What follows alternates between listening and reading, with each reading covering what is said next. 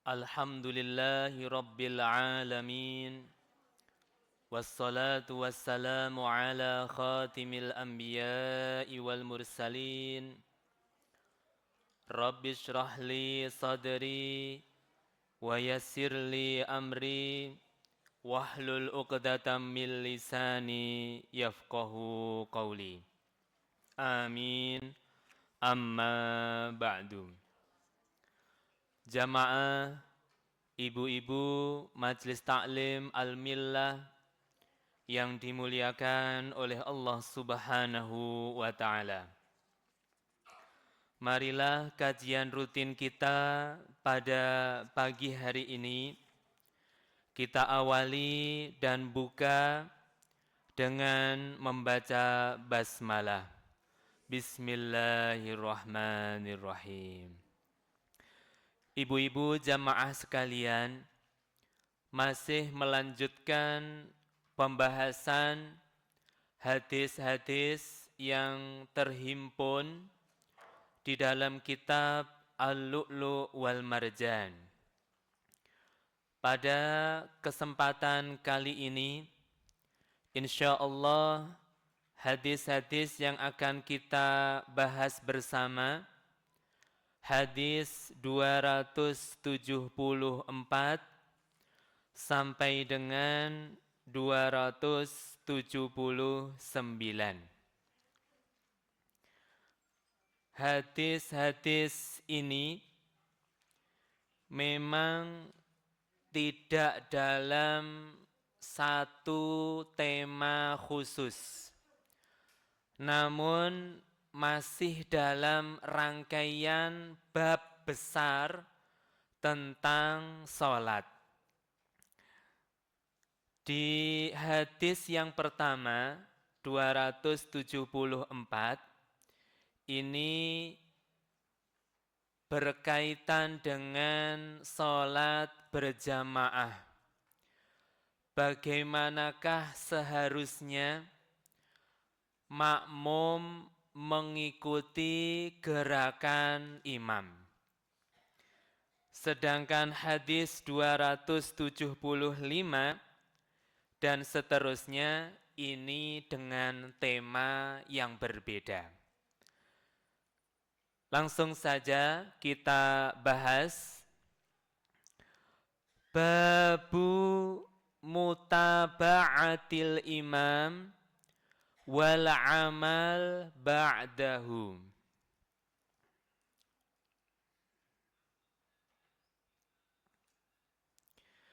Bab mengikuti imam dan apa yang dikerjakan setelahnya.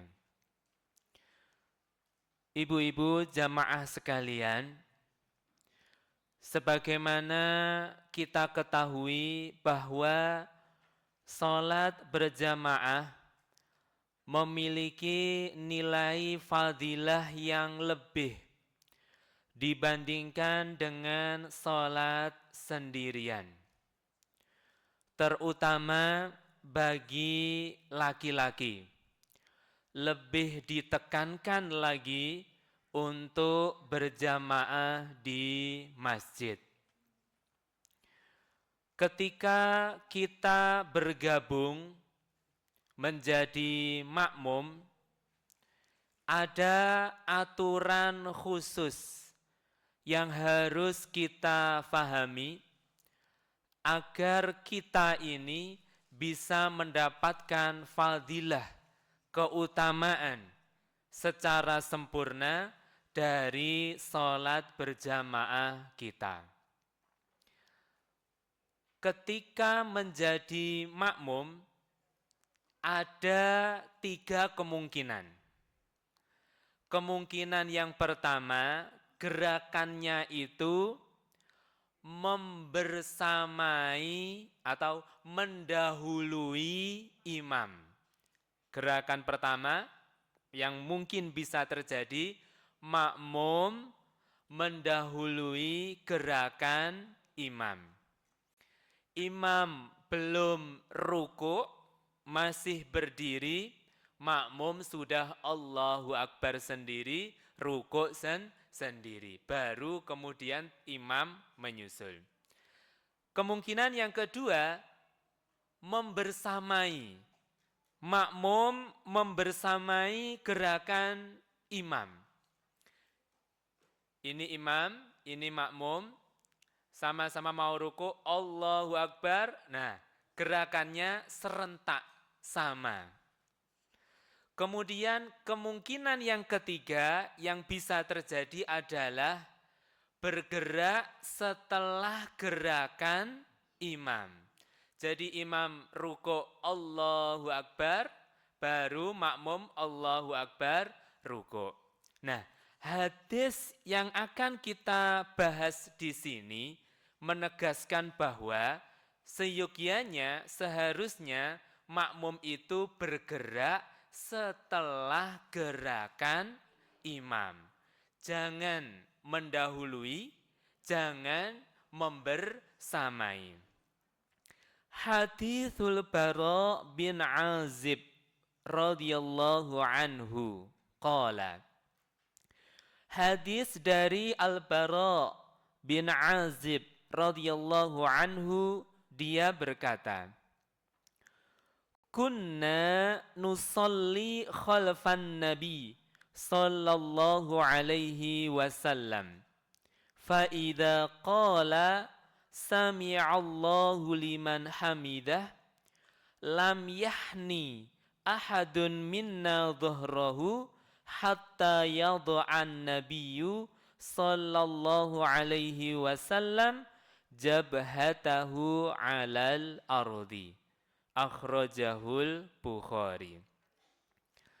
Sahabat Al-Bara menceritakan, kami para sahabat ketika sholat bersama Nabi di belakang beliau, kami menjadi makmum.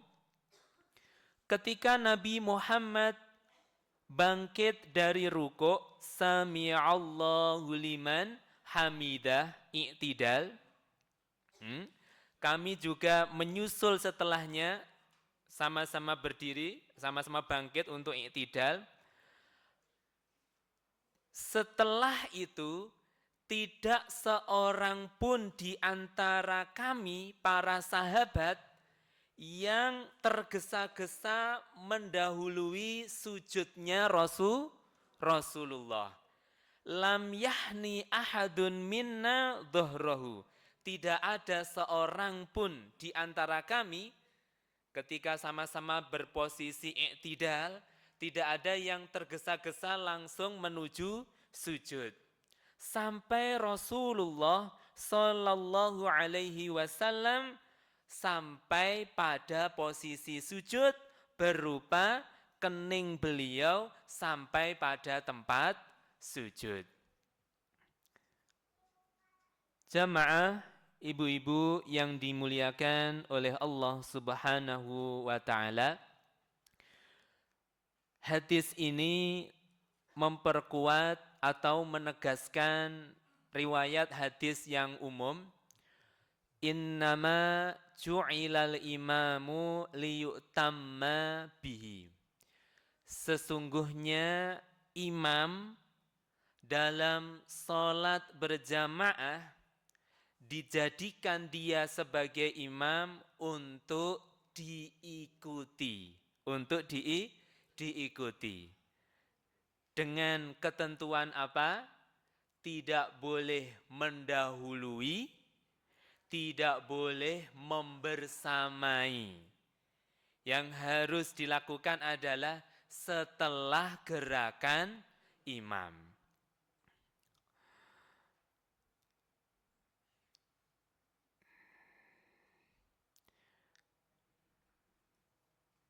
Hadis ini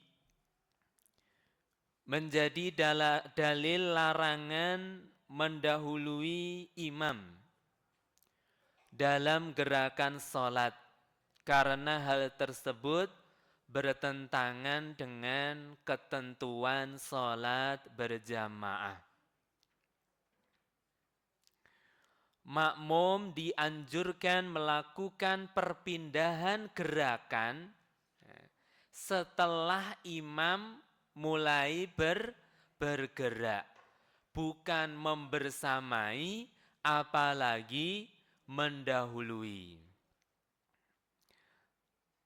Fadilahnya atau hikmah konsep ini, dengan mengikuti imam secara tertib, keserasian, ketertiban, dan kekhusyuan sholat berjamaah dapat terjaga. Sehingga dalam satu komando, kemudian para makmum dalam satu gerakan yang sama.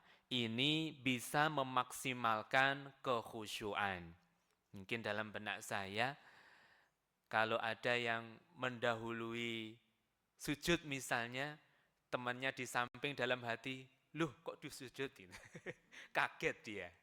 Jadi kan sudah berkurang nilai khusyuknya. Tergambarkan ya, sama-sama ini di belakang makmum, di belakang imam, tiba-tiba dia kok langsung sujud. Padahal imam masih iktidal.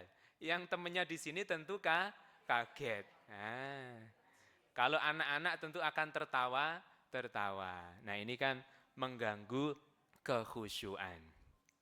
Oke. Pembahasan terkait ini di bulan yang lalu juga ditanyakan, namun supaya tertulis dan bisa dibaca ulang dan bisa direnungkan, ketentuan sholat berjamaah adalah makmum mengikuti gerakan imam. Dan dalam penjelasan para ulama, keserasian di sini keserasian secara dohir, secara yang tampak. Kalau sesuatu yang tidak tampak, sesuatu yang batin, ketika ada perbedaan antara imam dan makmum, tidak dipermasalahkan. Boleh-boleh saja. Yang penting gerakan secara dohir sama dan serasi. Misal imam sholat isya atau gambarnya duhur sama asar lebih enak ya. Kita posisinya sebagai musafir, kemudian jamak takhir. Kita belum sholat duhur, sampai di masjid ternyata sedang sholat asar. Nah, kita gabung saja, tidak apa-apa. Ustadz, ada perbedaan niat. Kitanya makmum sholat duhur, karena belum sholat duhur. Imamnya sedang sholat asar. Nah, itu tidak apa-apa. Jadi perbedaan secara batin yang tidak tampak itu tidak dipermasalahkan. Yang penting secara dohir ada keserasian.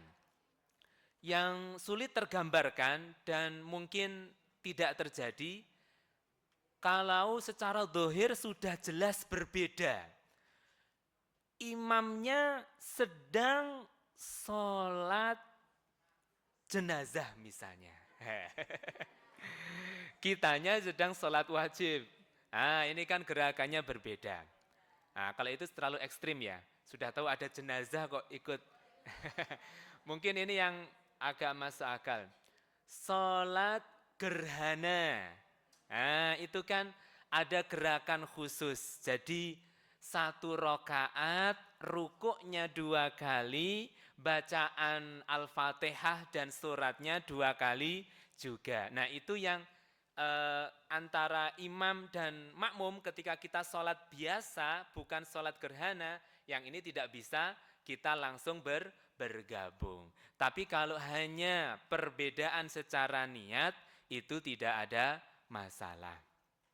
Bahkan dalam riwayat itu, imamnya itu dalam posisi niat sholat sunnah, gitu, makmumnya dalam niat sholat wajib. Itu dalam kisah sahabat. Jadi ada sahabat itu dia sebagai orang yang ditokohkan oleh kaumnya di daerahnya. Setiap saat dia orang ini, sahabat ini berangkat ke Madinah atau Masjid Nabawi untuk sholat berjamaah dengan Nabi Muhammad. Setelah dia selesai sholat, dia kembali ke kaumnya atau kembali kepada keluarganya. Di keluarganya itu dia sholat lagi. Sholat di sini dia niatnya sholat sunnah, dia sebagai imam, dan keluarganya atau kaumnya mengikuti dia dengan niat sholat wajib. Yang terpenting secara zahir gerakannya bisa serasi. Serasi. Nah, bagaimanakah kalau dalam kasus imam sedang sholat isya? Sedang sholat isya. Kita musafir sedang jamak takhir. Belum sholat maghrib. Ya, belum sholat maghrib. Kita datang ke masjid, ini imam sedang sholat isya. 4 rakaat di imam, kitanya 3 rakaat. Ini bagaimana? Ada perbedaan di antara para ulama dalam hal ini. Pendapat pertama atau penjelasan dari sebagian ulama, makmum sholat maghrib bersama imam hingga rakaat ketiga.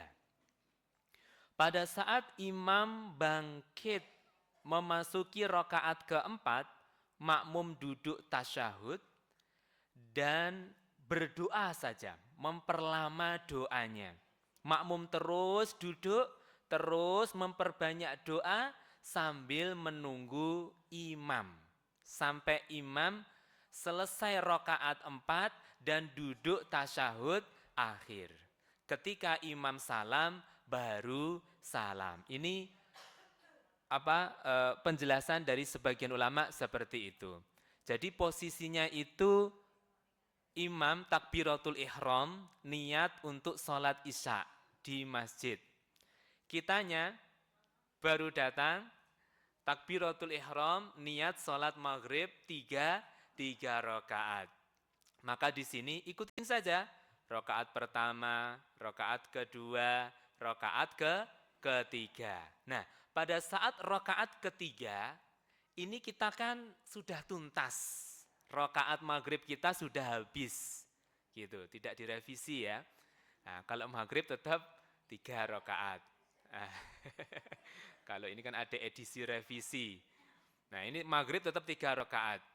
Nah, sebagian ulama di sini menjelaskan dalam hal ini duduk saja. Duduk saja, memperbanyak doa. Ya, jangan melamun tapi ya. Jangan merenung memikirkan hal lain. Setelah ini makan apa, nanti beli es apa, beli teh hangat. Enggak perlu mikir begitu. Perbanyak doa, posisi untuk duduk. Imam akan berdiri untuk rakaat keempat. Kita tunggu saja. Sambil berharap imam jangan lama-lama ya. Sudah duduk, imamnya ternyata membaca surat lama sekali. Apapun itu, ya. Kemudian ketika imam sampai selesai rakaat 4 selesai, duduk tasyahud akhir, salam, kita baru salam. Ini sama seperti salah satu cara sholat khauf. Sholat dalam kondisi takut. Nah, itu memang ada perincian yang cukup detail. Saya tidak akan masuk ke situ. Intinya di sini dalam kasus kitanya makmum sholat maghrib, imamnya sholat isya. Oke, penjelasan yang kedua, ini juga saya singgung kemarin. Makmum ikut sholat bersama imam hingga rakaat ketiga. Tatkala imam berdiri rakaat keempat, makmum duduk tasyahud langsung salam. Begitu ya. Imam empat rakaat, kitanya tiga rakaat. Rakaat pertama ikut, rakaat kedua ikut, rakaat ketiga ikut. Imam berdiri menuju rakaat keempat, kitanya sudah habis, ya kan? Ya sudah, kita tasyahud akhir. Kemudian salam sendiri. Nah, ini dalam bahasa fikihnya mufarokoh ya, keluar dari imam, begitu. Pendapat yang ketiga, masih ya, masih. Allah Maha Kaya. Allah Maha Kaya. Nggih. Nggih. Ya, jadi ya lanjutan ini ya. Kan sudah sholat maghrib, sudah selesai. Kita lanjut sholat isya. Kan sudah salam maghribnya. Ya sudah salam, kita berdiri untuk ikut sholat isya. Begitu kita makmum masbuk isya. Gitu. Oke. Pendapat ketiga atau penjelasan ketiga, makmum bisa ikut sholat isya berjamaah bersama imam. Jadi ia langsung sholat isya sampai akhir. Setelah sholat isya baru sholat maghrib. Ya, yang ketiga ini memang ada perbedaan lagi di antara para ulama. Ada yang setuju, ada yang tidak setuju. Gitu. Jadi di sini kitanya belum maghrib begitu, ya kan? Kita masuk ke masjid ternyata sedang sholat isya. Nah, menurut penjelasan yang ketiga, ya sudah sejak awal kita sholat isya dulu. Sholat isya bersama dengan imam, selesai, baru kita sholat maghrib. Loh, kok tidak berurutan Ustadz? Ya, di sini memang ada perbedaan di antara para ulama. Sebagian ulama menjelaskan bahwa untuk jamak takhir, musafir itu boleh mendahulukan sholat yang sesuai waktunya. Saat itu kan waktunya sholat isya, kemudian baru maghrib. Sebagian ulama membolehkan. Sebagian yang lainnya tidak memperkenankan, tetap harus berurutan. Penjelasan yang keempat, ini maghrib sendiri dulu. Ini lebih mudah ya. Imam sedang sholat isya, oh lagi sholat isya. Ya sudah, saya belum maghrib, maaf ya tak maghrib dulu. Sendiri atau gabung sesama musafir sendiri gitu ya. Sholat maghrib, setelah dia selesai maghrib baru bergabung dengan sholat isya. Ya kalau memang situasinya tidak memungkinkan, kalau ikut pendapat ini. Jadi memang para ulama itu di antara mereka ada beragam perbedaan. Ini kalau kita melihat fikih, apalagi dalam kasus-kasus yang sedikit unik, yang jarang terjadi. Nah ini para ulama berdasarkan melihat dalil-dalil secara keseluruhan, itu cara kesimpulannya itu bisa berbeda. Begitu. Kalau ulama kontemporer, kalau yang 4 pertama tadi itu ada yang dari Imam Nawawi dan seterusnya.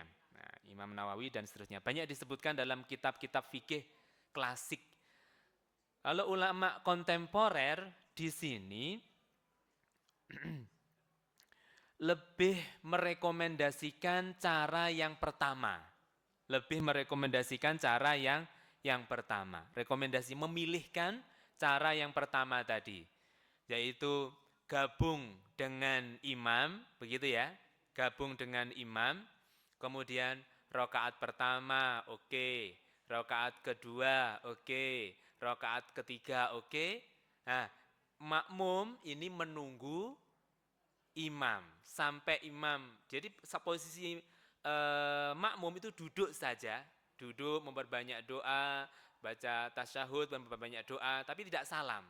Sampai menunggu apa? Imam ini selesai rakaat keempat, duduk tasyahud akhir, salam, baru makmum salam. Begitu. Oke. Kita lanjutkan. Babu ma yuqalu fir ruku' was sujud. Bab bacaan pada saat ruku' dan sujud. Bacaan populer secara umum, kalau ruku' subhana rabbiyal azim wa bihamdi. Minimal 1 kali, disunnahkan 3 kali. Sujud, bacaan yang populer, yang diajarkan kepada kita turun-temurun gitu oleh ustadz-ustadz kita, untuk mempermudah subhana rabbiyal a'la wa bihamdi. Minimal 1 kali, kemudian disunnahkan 3 kali. Di sini kita akan mendapati alternatif bacaan lainnya. Alternatif bacaan lainnya. Kalau alternatif bacaan yang populer itu kan waktu doa iftitah itu ya. Ada inni wajjahtu, ada Allahumma ba'id baini. Dua-duanya ada dasarnya. Ini pun dasar alternatif bacaan lain saat kita ruku', saat kita sujud.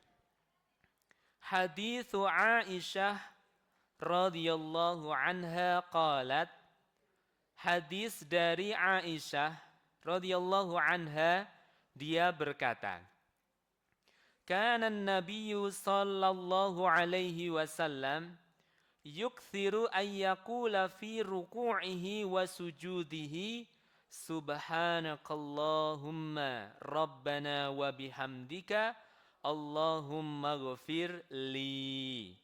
Sampai situ ya. Kalau ya ta'awwalul Quran ini bukan termasuk bacaannya. Aisyah menceritakan Nabi seringkali mengucapkan variasi doa lainnya saat ruku', saat sujud. Di antara doa beliau adalah yang sering dibaca, subhanakallahumma rabbana wa bihamdika Allahumma ghafir li. Nah, ini bisa kita hafalkan untuk mengamalkan kesunahan lain. Nah, untuk membangkitkan semangat beribadah. Mungkin dalam benak kita, dalam tanda petik, bosan dengan bacaan itu. Nah, dalam tanda petik ya, bukan tidak suka, coba variasi doa lainnya gitu. Nah, ini kan bisa menjadi menambah semangat kita dalam beribadah. Subhanakallahumma rabbana wa bihamdika. Maha suci Engkau wahai Allah Tuhan kami, dan dengan memujimu. Allahumma ghafirli, ya Allah ampunilah aku. Ya ta'awwalul Quran, maksudnya di sini Aisyah berkesimpulan mengapa Rasulullah membaca doa itu. Di sini dari Aisyah menjelaskan Rasulullah mengamalkan doa itu karena mengamalkan ayat Al-Quran, surat An-Nasr. Fasabbih bihamdi rabbika wastaghfir. Dan bertasbihlah, di sini Rasulullah bertasbih, subhanakallahumma. Gitu. Kalau tasbih yang sering kita bacakan, subhanallah, itu artinya sama, maha suci Allah, maha suci Allah. Di sini redaksi tasbih subhanakallahumma rabbana. Nah, ini juga tasbih. Fasabbih bihamdi rabbika. maka bertasbihlah dengan memuji Tuhanmu. Di sini Rasulullah membaca Subhanakallahumma Rabbana. Ini membaca tasbih wa bihamdika. Rasulullah memuji Allah Subhanahu wa taala. Wastaghfir, dan mintalah ampun. Nah, Rasulullah membaca doa Allahumma ghafir li. Nah, ini bisa kita hafalkan dan amalkan. Ibu-ibu jamaah yang dimuliakan oleh Allah, untuk memperkuat pemahaman kita terkait dengan hadis ini, dalam riwayat yang lainnya Rasulullah bersabda, aqrabu ma yakunul abdu min rabbihi wa huwa sajidun fa'aktsiru ad-du'a. Momentum atau waktu yang saat itu manusia dekat sekali dengan Allah Subhanahu wa taala adalah ketika posisi sujud. Itu sangat dekat sekali dengan Allah Subhanahu wa taala. Karena posisinya sudah pas, tentu di situ waktu atau kesempatan untuk mustajab lebih besar. Jangan dilewatkan. Rasulullah menegaskan fa'aktsirud du'a, maka perbanyaklah doa. Di sini para ulama menggarisbawahi doa-doa yang kita baca harus doa-doa yang dicontohkan oleh Rasulullah saat Rasulullah sujud. Begitu. Jangan buat doa yang lainnya. Gitu. Saat sujud sambil berdoa, ya Allah, anak saya sedang tes CPNS, semoga diterima. Nah, itu nanti saja kalau redaksi lainnya. Itu nanti saja setelah sholat. Nah, momentum saat apa itu sujud, kita gunakan doa ini ya. Subhanakallahumma rabbana wa bihamdika Allahumma ghafir li. Silakan nanti dihafalkan. Dalam riwayat yang lainnya, ini saya cantumkan di sini, ada variasi doa yang lainnya saat ruku', saat sujud. Yang kedua, subhanaka wa bihamdika la ilaha illa anta. Maha suci engkau, ya, segala puji bagi engkau, tiada Tuhan selain engkau. Ini yang populer mungkin waktu Ramadan ya. Subuhun kudusun Rabbul malaikati warruh. Ini pun bisa kita baca saat ruku', saat sujud. Doa yang lainnya, Allahumma ghafirli dzanbi kullahu dikkahu wa jillahu wa awwalahu wa akhirahu wa alaniyatahu wa sirrahu. Ya Allah, ampunilah aku dari segala dosa, dosa kecil maupun dosa besar, dosa yang dulu-dulu atau dosa yang akhir-akhir, dosa yang terang-terangan, maksiat yang terang-terangan maupun maksiat yang sembunyi-sembunyi. Doa yang lainnya, subhanaka wa bihamdika astaghfiruka wa atubu ilaik. Nah. Oke, silakan nanti dibaca sendiri. Kalau doa yang lainnya, subhanallah wa bihamdih astaghfirullah wa atubu ilaih. Ini variasi doa-doa alternatif yang bisa kita baca saat ruku', saat sujud. Di penghujung hadis ini, sedikit kita keluar dari pembahasan ruku' dan sujud. Ya ta'awwalul Qur'an. Rasulullah mempraktekkan bacaan ruku' dan sujud karena menafsirkan, memahami dan mengamalkan ayat fasabbih bihamdi rabbika wastaghfir. Nah, ini menjadi pelajaran bagi kita, hendaknya kita apa istilahnya, rajin-rajin mengikuti majelis taklim tafsir, gitu ya. Rajin-rajin membaca Al-Quran dan kita berusaha untuk memahami makna dan penjelasannya dari para ulama. Begitu, setelah kita memahami, kemudian kita mengamalkan. Begitu. Oke, kita lanjutkan ibu-ibu jamaah yang dimuliakan oleh Allah Subhanahu wa taala.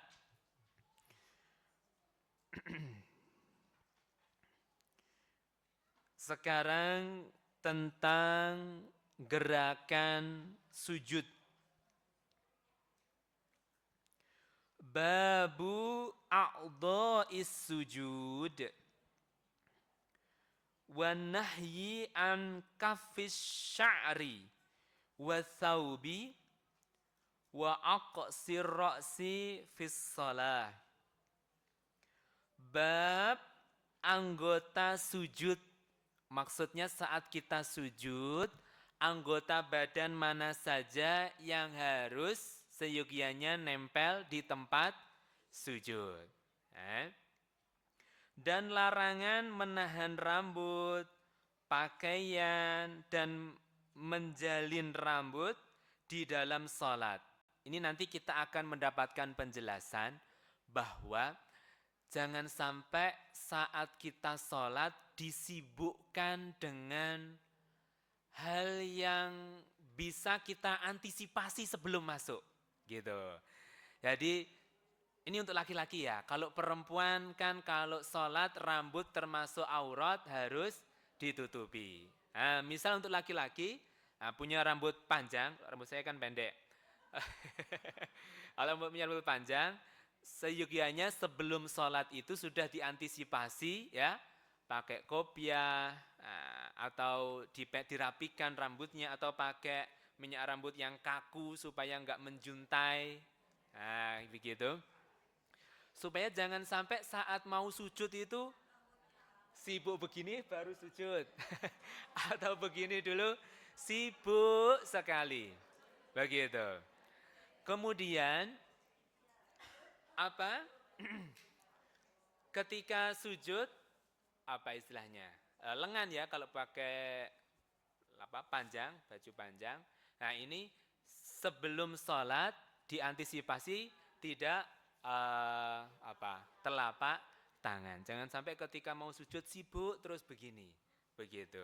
Nah, ini hikmah lainnya. Kalau penjelasan para ulama, sikap-sikap saat itu di zaman Rasulullah, sikap-sikap sibuk merapikan rambut, sibuk menyingsingkan lengan, itu saat itu narasi pemahaman masyarakat saat itu termasuk sikap sombong.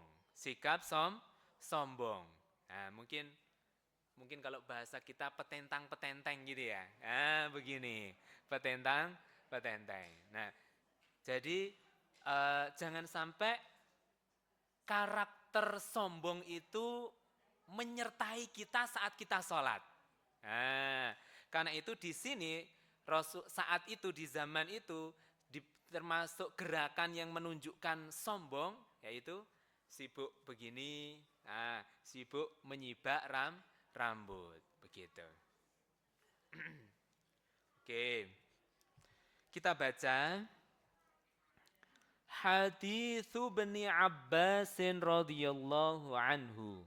Qala, hadis dari Ibnu Abbas radhiyallahu anhu, dia berkata, Umiran Nabiyyu sallallahu alaihi wasallam an yasjuda ala sab'ati a'dha' wa la yakuffa sya'ran wa la thawban al-jabhah wal yadain war rukbatain.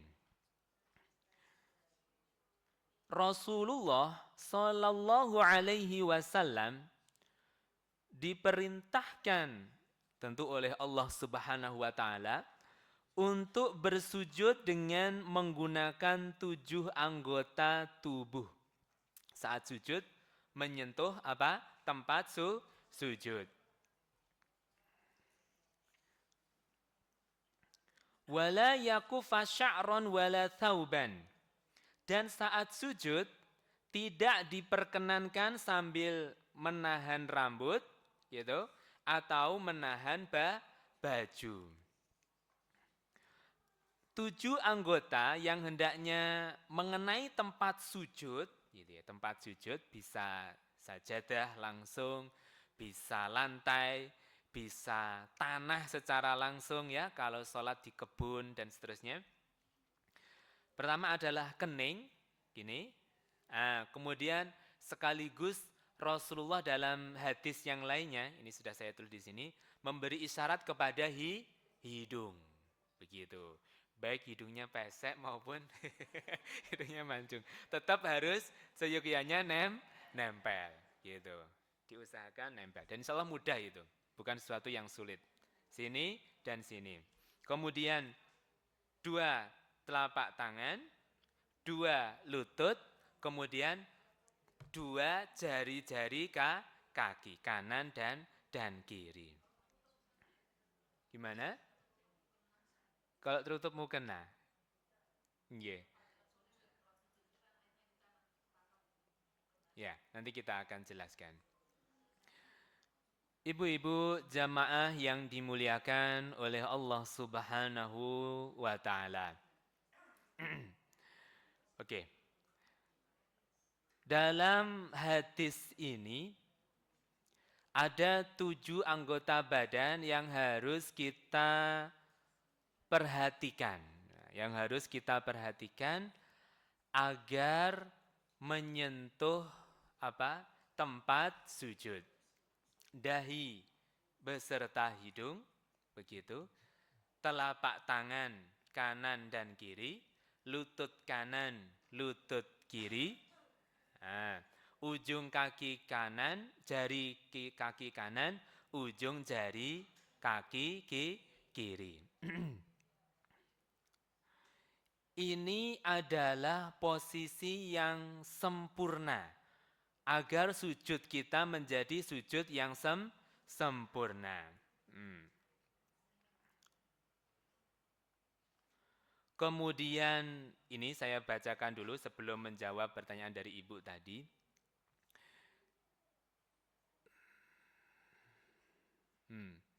Sebagian ulama menjelaskan bahwa rambut dan pakaian yang dibiarkan ya, menyertai saat sujud itu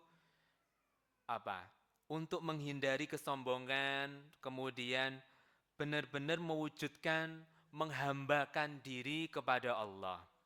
Kemudian hikmah lain dari larangan sibuk dengan rambut, sibuk dengan ini, menjauhkan seseorang muslim dari sikap yang menyerupai kesombongan atau berlebihan dalam menjaga penampilan ketika sedang beribadah. Mayoritas ulama berkaitan dengan ini, larangan ini yang berkaitan dengan rambut ini menunjukkan kemakruhan, bukan membatalkan sholat. Ini sesuatu yang makruh. Nah, langsung ke pertanyaan Ibu, bagaimana kalau saat kita sujud, nah, kadang yang terjadi itu telapak tangan, apalagi kalau pakai yang lebar gitu ya, itu terhalang oleh baju kita atau mukena kita. Nah, ini yang harus diupayakan untuk dihindari. Begitu. Nah, untuk kesempurnaan dari sujud kita.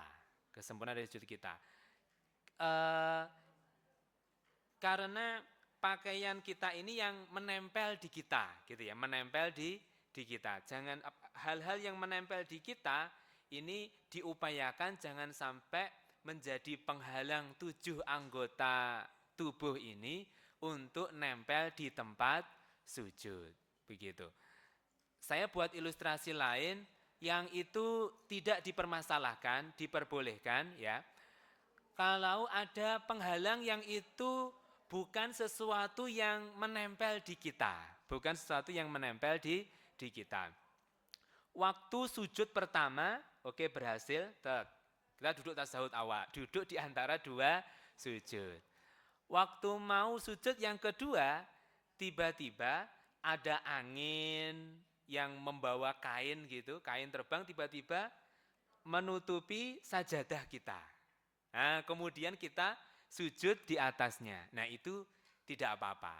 Bukan termasuk dihukumi menghalangi anggota 7 anggota dari tempat sujud. Jadi berubah kain tersebut menjadi tempat sujud kita walaupun menyusul, walaupun ada hal yang berubah. Tapi kalau sesuatu yang menempel di kita, misalnya nemtek, ya itu biasanya nemtek kalau jadi panitia atau apa gitu ya.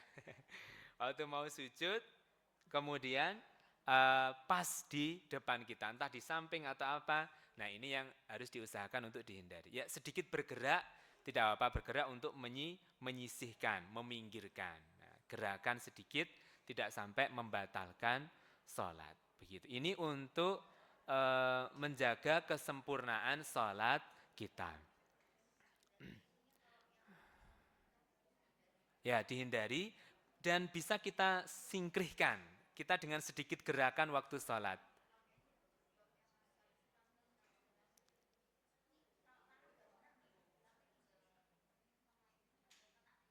Iya, ya ditarik sedikit, ya ada usaha sedikit gitu. Oke. Saya ini sedangkan untuk yang kening ini ada penjelasan dari para ulama. Untuk yang kening ya, dahi. Bagaimana kalau saat sujud ada rambut kepala yang menutupi dahi?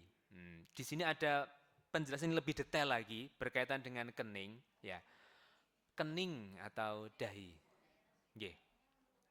Para ulama memberi batas minimal. Jadi untuk minimal dalam kitab Tuhfatul Muhtaj ini disebutkan minimal menempel dahi pada tempat sholat sekiranya sebagian dahi sudah menempel. Jadi minimal dahi ini sebagian saja menempel itu tidak dipermasalahkan. Namun untuk kesempurnaan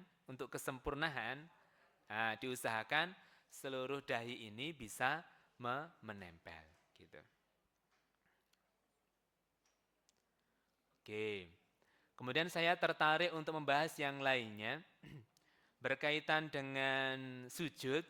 Nah, dalam hadis riwayat Bukhari dan Muslim, ta'kulun naru ibna Adam illa atharas sujud. Haramallahu azza wa jal ala nari an ta'kula atharas sujud. Secara makna saya yakin sudah cukup populer. Neraka akan melahap tubuh manusia kecuali bagian-bagian tubuh yang digunakan untuk bersujud. Nah, jadi anggota-anggota tubuh yang kita gunakan untuk bersujud, nah ini menjadi tameng kita. Jadi pelindung kita dari siksa api neraka. Nah, ini kan istilahnya hikmah dari orang yang menjaga sholatnya. Terutama sholat 5 waktunya. Begitu. Jadi sujudnya saja gitu, anggota tubuh saat sujud yang menempel di tempat sujud, ini ada bekas-bekas sujud secara makna gitu. Itu akan menjadi tameng kita dari siksa api neraka. Ustadz, apakah bekas sujud itu harus benar-benar terwujud sampai menghitam? Tidak harus. Bahkan seyogianya jangan sampai ada kesengajaan untuk menghitamkan dahi. Seseorang kalau sujud secara proporsional gitu, jadi beban ya istilahnya, beban tubuh tidak dicurahkan semua ke dahi. Jadi dibagi pada tangan, ini menopang tubuh, lutut juga menopang. Insya Allah seseorang yang rajin sholat duhanya jalan, sholat malamnya jalan, nggak pernah absen, tahiyatul masjid, qobliyah, ba'diyah terus konsisten, kalau beban tubuh tersebar saat sujud, ya tidak ada kesengajaan sampai ditekan-tekan kan gitu. Ini insya Allah tidak akan sampai menghitam. Begitu. Bahkan sebagian ulama sampai memakruhkan kalau ada unsur kesengajaan menghitamkan ini gitu. Nah, ini kan merusak penampilan yang diciptakan indah oleh Allah Subhanahu wa taala. Tapi tentu kalau seseorang memang tidak ada kesengajaan, ya memang sudah menghitam sendiri, nah itu juga tidak dipermasalahkan. Yang ingin saya tegaskan di sini adalah bekas sujud itu secara maknawi gitu. Bukan secara hakiki harus menghitam. Allah Maha tahu gitu. Walaupun tidak hitam di kita di sini, kemudian lutut kita tidak sampai menghitam misalnya karena sering sujud gitu. Tapi kalau selama kita hidup di dunia ini menjaga sholat, Allah Maha tahu begitu. Oke. Kita lanjutkan hadis 277.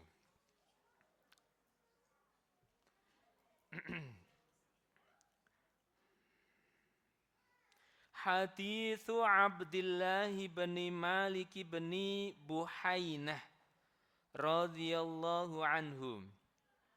Anna an-nabiyya sallallahu alaihi wasallam kana idza shalla farraja baina yadayhi hatta yabdua bayadu ibtayh, akhrajahul Bukhari. Diriwayatkan dari Abdullah bin Malik bin Buhainah menceritakan Nabi itu ketika sholat, ketika posisi sujud, ya, ketika posisi sujud, beliau merenggangkan antara kedua tangannya sampai terlihat putih kedua ketiak beliau. Nah, ini membentangkan seperti ini. Nah, tentu secara proporsional ya, seperti ini. Kalau kita sholat sendirian bisa kita maksimalkan, terutama untuk laki-laki. Nanti untuk perempuan saya jelaskan lagi.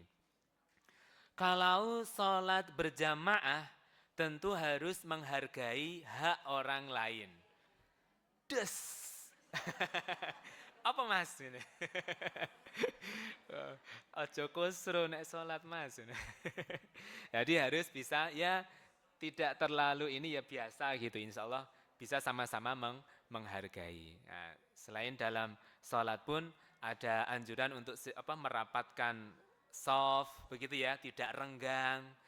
Mungkin kalau renggang bisa itu kalau zaman Covid dulu ya, zaman Covid renggang, wombo kabeh, gak usah khawatir. Nah, dibuka sing nemen. Begini. Nah, kalau sedang berjamaah ya, jadi makmum harus bijaksana, tidak perlu terlalu ini. Ini hal yang disunahkan untuk kesempurnaan.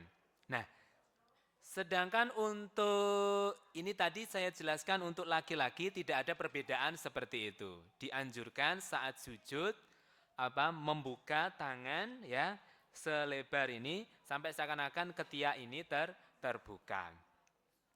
Untuk perempuan, memang di sini ada perbedaan di antara para ulama. Menjelaskan ya sama seperti laki-laki, karena redaksinya di sini Rasulullah yang dicontohkan oleh Rasulullah itu umum, Rasulullah tidak merinci, ya sudah laki dan perempuan sama, itu membuka sampai lebar begini. Sebagian ulama membaca dari sisi lain, membaca